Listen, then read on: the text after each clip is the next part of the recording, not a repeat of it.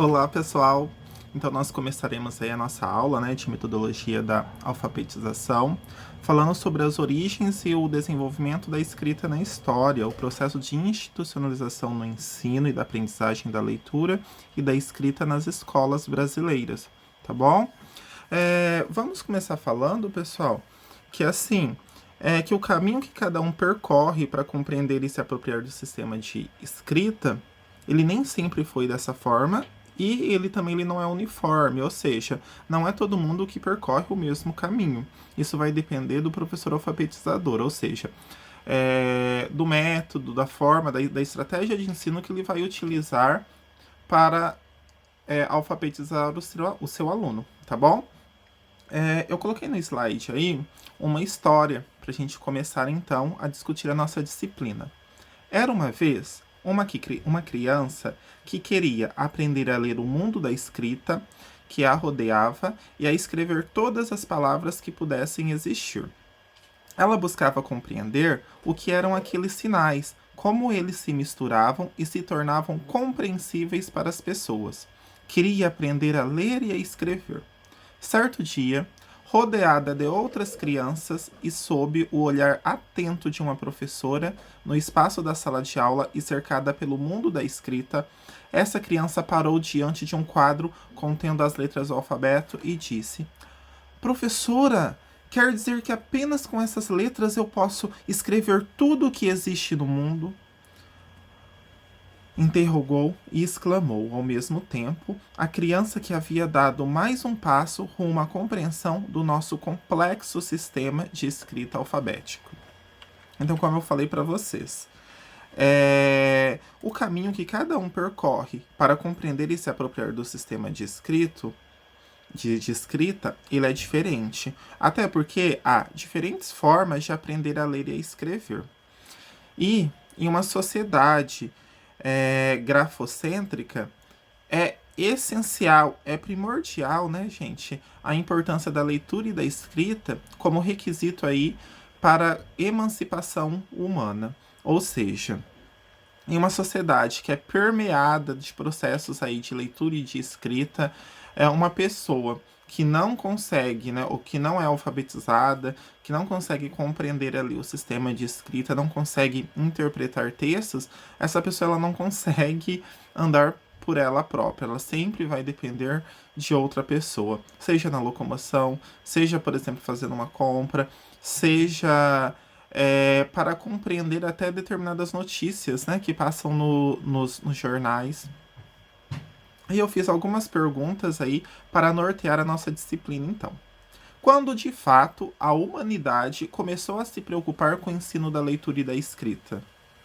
Mas, quando inventaram a escrita? A forma de ensinar a ler e escrever é única? Sempre foi desse jeito? A escola, tal como a temos, sempre foi assim? Bom, gente, para a gente começar, então, vamos responder a primeira pergunta. Quando de fato a humanidade começou a se preocupar com o ensino da leitura e da escrita? Isso foi aproximadamente. Isso foi a partir da necessidade de continuidade dos sistemas de escrita. Ou seja, precisava dar continuidade ali à escrita. Então, precisava-se o quê? Ensinar para alguém. Então, coloquei ali que a invenção da escrita ocorreu simultaneamente à invenção da alfabetização, ou seja, das regras de aquisição, compreensão e uso desse sistema. E daí eu coloquei lá, mas quando inventaram a escrita? Aproximadamente 50 mil anos atrás da nossa era, tá? Então, por meio lá de incisões em pedra ou ossos, passando por figuras gravadas ou pintadas pela figuração gráfica. E daí, como eu falei, 50 mil anos atrás, antes da nossa era. E há uns 15 mil anos atrás, antes da nossa era, então, começou, porque a escrita, desde então, ela sempre foi avançando. Então, assim, há 15 mil anos antes da nossa era, ou seja, durou 35 mil anos, a escrita adquiriu uma destreza manual, uma destreza técnica, que então originou as letras tal qual a gente ainda tem. tá? Então vamos verificar as 3 fases lá da escrita. A primeira fase que eu coloquei para vocês lá é marcada, é caracterizada pelos grafismos. Ou seja, gente, é uma representação do conteúdo e não da língua. Ou seja, é uma representação figurativa.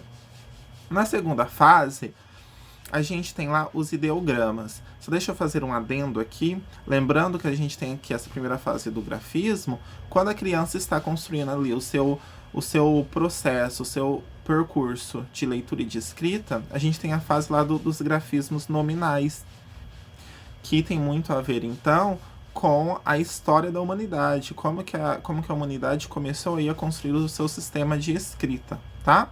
A segunda fase, então, é marcada pelos ideogramas, ou seja, signos, tá, pessoal? Então, lá eu coloquei que eles representam de modo mais ou menos simbólico o significado das palavras. É mais ou menos simbólico, por quê? Porque ainda havia muito essa representação figurativa. A terceira fase, que é tal qual a gente tem atualmente, ela é marcada pelos fonogramas, ou seja, gente, os signos abstratos representam elementos de palavras ou de sons. O que é isso? É o uso de palavras, tá? Ou de letras que representam o som da fala. Professor Leandro, mas como que foi tudo isso, né? Então eu coloquei lá no slide para vocês que do aparecimento dos primeiros pictogramas até o desenvolvimento do sistema de escrita alfabético, passou o quê? Passou milênios, demorou muito. A partir dessa invenção, séculos foram necessários para que a difusão desse sistema se tornasse uma preocupação educacional e seu ensino fosse institucionalizado nas escolas primárias. Vamos pensar lá, gente. Lá entre os séculos XVI e XVII, começou a haver uma crítica, ou várias críticas, à organização do ensino medieval, tá? Então, assim, eles falavam sobre a necessidade de um método de ensino capaz de reter o conhecimento sem sobrecarregar o intelecto. Vamos lá lembrar. Século XVI, século XVII, lá em nossa disciplina de matemática, quando eu abordei as tendências pedagógicas, na disciplina lá, de fundamentos filosóficos e sociológicos da educação, quando eu falei de Comênios, ele aparece aqui. Por quê? Porque aqui começa-se a discutir, então, o método de ensino. Ou seja, começava-se a pensar em um método que fosse capaz, que fosse eficaz na alfabetização das crianças. Lembrando aqui, pessoal, que a gente não tem uma educação para todos, a gente não tem uma educação universal. Era um ensino restrito a quem? Um ensino restrito às elites, beleza? E Comênios, então, ele vai propor lá um alfabeto simbólico, ou seja, é um alfabeto representado por imagens de animais. Então, a gente tem lá o A e o animal que inicia com a vogal A, B e o animal que inicia com a vogal B. Por quê? Porque ele acreditava que a imagem ela seria um recurso complementar, um recurso para fixar lá as letras nas memórias dos alunos. A gente ainda tem isso hoje, né, gente? E lá, por volta do século XIX, então, a gente tem o quê? A difusão do ensino da linguagem escrita às classes populares. Lembrando que, pessoal, a gente passou aí por um longo percurso até a gente chegar aí no século XIX, porque veja bem, ó, século XVII e século XVIII. Lá pelo século XIX que começa-se a discutir, então, o que? Vocês lembram? Lá na nossa disciplina a gente começou de fundamentos filosóficos e sociológicos da educação, a gente viu sobre o liberalismo, sobre o positivismo, o funcionalismo, né? O funcionalismo, principalmente, que colocava lá que a educação era como uma ponte para a transformação social da sociedade, uma ponte para o progresso. E o liberalismo lá de John Dewey também começa, e que depois a gente tem Anísio Teixeira, com a tendência da escola renovada. A gente verifica o quê? O questionamento, as práticas conservadoras e técnicas de ensino e a educação colocada ali como uma forma também de progresso econômico do país, tá? Então, a partir do século XIX, a gente tem lá a difusão da linguagem escrita, ou seja, a gente tem lá a, a passagem, né? A criação das escolas públicas, as escolas primária, pública, gratuita, laica e mantida por quem? Mantida pelo poder público, porque até então a gente não tinha. Mas, professor Leandro, vamos lá, vamos falar então sobre as histórias dos métodos de alfabetização no Brasil. A alfabetização sempre foi desse jeito? Não, a alfabetização, a forma de se ensinar, a gente viu, né, na nossa disciplina, e agora a gente retoma, que nem sempre foi desse jeito. Tudo isso dependia o quê? Dependia da concepção de ser humano, da concepção de ensino. E então a gente tem lá uma mulher, que é Maria do Rosário Longo Mortati, ou Mortati apenas, que ela lança um livro lá, que ela escreve falando sobre a história dos métodos de alfabetização no Brasil. E ela vai falar que os métodos de alfabetização no Brasil, eles passam por 4 fases. A primeira fase é sobre a metodização do ensino da leitura, que é de 1876 até 1890. A segunda fase, então, é da institucionalização do método analítico de ensino, que é de 1890 a 1920. A terceira fase é a alfabetização sob medida, que é de 1920 a 1980. E a quarta fase, ela é marcada pelo construtivismo e desmetodização da alfabetização, que é de 1980 até então, que a gente ainda tem essa concepção muito influenciada lá por por Emília Ferreiro e Magda Soares também, né? Porque a gente não tem como a gente discutir alfabetização e letramento sem a gente falar da Magda Soares. Vamos lá começar então falando sobre a primeira fase dos métodos de alfabetização do Brasil, que é a metodização do ensino da leitura. Metodização do ensino da leitura. Que palavra, né, professor? É só a gente pensar de métodos, tá? Metodização, métodos. Então, eles achavam que o ensino da escrita, o ensino da leitura, era uma questão de método, tá? A prática do ensino da leitura era realizada pelos métodos de marcha sintética. O que é isso? Marcha sintética. Porque a gente tem lá o método sintético, o método analítico, que a gente verifica, que a gente aprenderá nas próximas aulas. E aqui a gente então tinha o método sintético de leitura. O que é isso? Método sintético, que ainda é muito utilizado nas nossas classes regulares aí de ensino. O ensino por partes da palavra, gente. Então, primeiro as letras, o som das letras, as sílabas, para depois compor a palavra como um todo, tá? Então, método sintético é só a gente pensar em partes, a gente começa a ensinar as partes. E então a gente tinha lá alguns métodos, né? O método de João de Deus, e daí a gente tem lá os métodos da marcha sintética, que é a soletração, o fônico e a silabação. A gente aprenderá também nas nossas aulas esses métodos. E então, era muito marcada pelo quê? A escrita ela se limitava à caligrafia e à ortografia, ou seja, se escrever bem o desenho correto das letras. E como que era a prática pedagógica? Era marcada pela cópia, ditados e formação de frases. A segunda fase, então, que Mortati vai nos falar, que é de 1890 a 1920, não dura muito, que é a institucionalização do método analítico. O que é isso? Começa-se a usar, então, o método analítico. Começa, então, a discutir sobre um método diferente daquele, até porque aquele havia fracassado. E a gente tem lá alguns caras que começam a discutir isso, como Joaquim Brito, Ramon Roca Dordal, Lima Barreto, João Kopke, Oscar Thompson. E eles começam a falar, então, que o quê? De 1890 a 1920, gente. A gente tem ali a questão da educação como desenvolvimento social.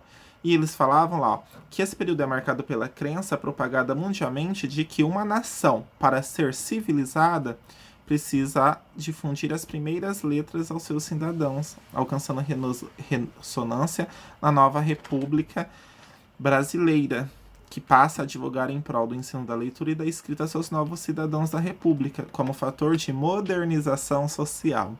Ou seja, a leitura e a escrita era vista como ponte para o progresso social. tá? Como ponte para o progresso econômico. Aí a gente tem, então, a invenção das primeiras escolas públicas, tá?